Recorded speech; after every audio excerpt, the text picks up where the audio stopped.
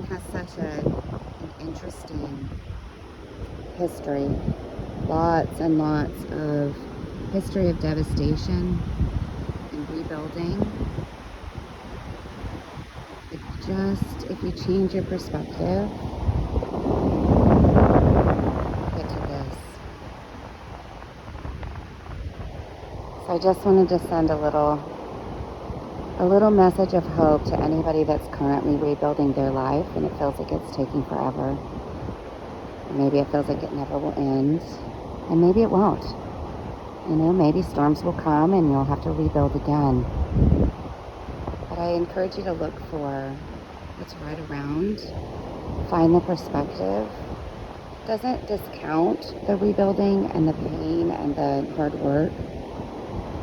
But it certainly makes it nice to be able to stop, enjoy this view, and be able to know that this is present too.